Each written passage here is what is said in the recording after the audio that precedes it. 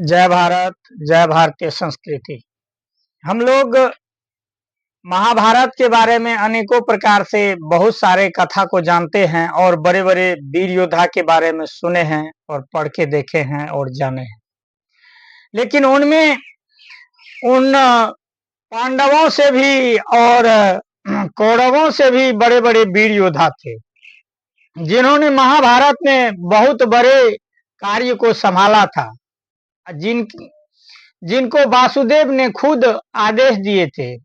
महाप्रभु श्री कृष्ण भगवान ने उन्हें आदेश दिए कि आप युद्ध में अगर भाग नहीं लेते हैं, अगर इस कार्य में आप सहयोग करते हैं तो बड़े वीर योद्धा से भी अलग नाम आपका आने वाले समय में जाना जाता है। वो दोनों व्यक्ति थे महाराज यूरोपी और भीमसेन।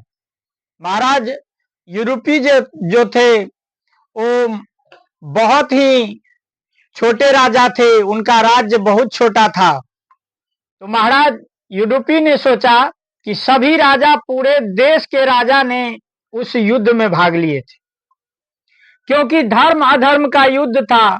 और उस युद्ध में जो था, शर्त था कि उस युद्ध में जो मरता है उनको जन्म और मृत्यु से छुटकारा मिल जाता है।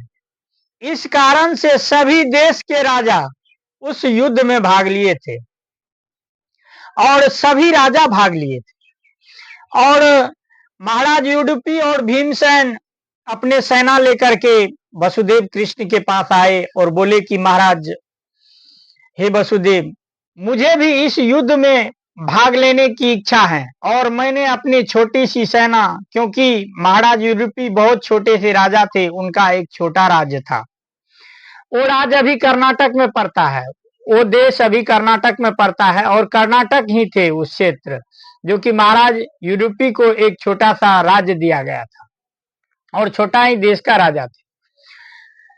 और उसके बाद वासुदेव कृष्ण ने बोले कि हे महाराज यूरोपी, आप जो है युद्ध में भाग नहीं लेकर के क्यों ना इस कौरव और पांडव दोनों के सेना का जो है आप भोजन का तैयारी करें और प्रबंध करें। आप और भीमसेन दोनों मिल करके ये दोनों सेना का जो है आप भोजन का व्यवस्था करें, क्योंकि दोनों सेना में सभी योद्धा लड़ने वाले ही हैं। अब भोजन का व्यवस्था, भोजन आदि के लिए कोई राजा ने महत्वपूर्ण व्यवस्था नहीं किया है। तो महाराज यूरोपी तैयार हो गए। इसी तरह भीमसेन को भी आदेश दिया और जितना भी सेना था, कम से कम उसमें सेना और राजा मिलाकर के करोड़ों सैनिक थे और सभी का भोजन बनाता था महाराज यूरोपी, और एक दाना भी भोजन बर्बाद नहीं होता था। डेली जो भोजन बनाते थे तो एक दाना बर्बाद नहीं होता था, क्योंकि महाराज यूरोपी बहुत ही ज्ञानी व्यक्ति थे। उन्हें कृष्ण के संकेत का हर संकेत मालूम हो जाता था। और महाराज कृष्ण ने उन्हें एक संकेत दिया था, वो अपने पास चना रखते थे और जितने चना खा लेते थे उससे सहस्त्र गुना सैनिक जान जाते थे महाराज यूरोपी की आज मर गया है, और उतना ही सैनिक का वो भोजन बनाते थे और उस युद्ध में एक दाना अन्न का बर्बाद नहीं होता था। इसी तरह से युद्ध समाप्त हुआ, कौरवों की हार हुई और पांडवों का जीत हुआ।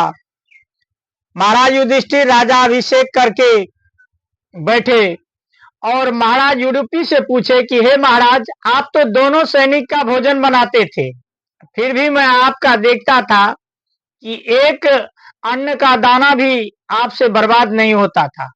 आप कैसे पता लगा लेते थे कि आज इतने सैनिक मरने वाला है और उतना का ही भोजन बनाना है? ये सवाल आज तक मेरे दिमाग में घूम रही है, आप मुझे बताइए कृपा करके। तब महाराज यूरोपी ने युधिष्ठिर को बताया कि हे महाराज युधिष्ठिर, हमने वसुदेव से पहले ही बात कर लिए थे श्री कृष्ण से, और श्री कृष्ण जी एक अगर दाना मूंगफली का खा लेता था तो उससे हम समझ जाते थे कि एक सहस्त्र सेना मर गया है, और जितने दाना वो खा लेते थे उनसे हमको उतना पता चल जाता था, और उतने व्यक्ति का हम कम भोजन बनाते थे। इसी कारण से मेरा जो है अन्न कभी बर्बाद नहीं होता था, क्योंकि जितने खाने वाले होते थे उतने ही भोजन को मैं तैयार करते थे और उतना भोजन मेरा समाप्त हो जाता था। इसीलिए आज तक उस युद्ध में एक भी भोजन नहीं बर्बाद हुआ, नहीं एक अन्न का दाना बर्बाद हुआ। तब युधिष्ठिर ने बोला कि हे महाराज यूरोपी, आप तो हम लोग से भी बड़े श्रेष्ठ योद्धा हैं, जो करोड़ों लाखों सैनिक का भोजन बनाता था। हम लोग तो युद्ध क्षेत्र से सिर्फ लड़के और थके हारे आकर के आराम करते थे, लेकिन आप जो है इतने सैनिक का भोजन बनाते थे और आपके बनाए हुए भोजन का एक अन्न का दाना भी बर्बाद नहीं होता था। आप बहुत दिमाग से इसको बनाते होंगे, इसलिए आप हम लोग से भी बड़े महान हैं और बड़े वीर हैं और बड़े ही महान व्यक्ति हैं आप। इसीलिए आपको इस राज्य में बहुत बड़ा सम्मान से प्रतिष्ठित किया जाता है। और महाराज युधिष्ठिर ने राजा यूरोपी को बड़ा ही सम्मान किया और उनसे उस राज्य में अपने राजकाज में भागीदारी होने का आज्ञा दिया और एक साथ रहने लगे। मैं इसी के साथ अपने वाणी को विराम देता हूँ। जय श्री राम, जय श्री राम, जय सनातन।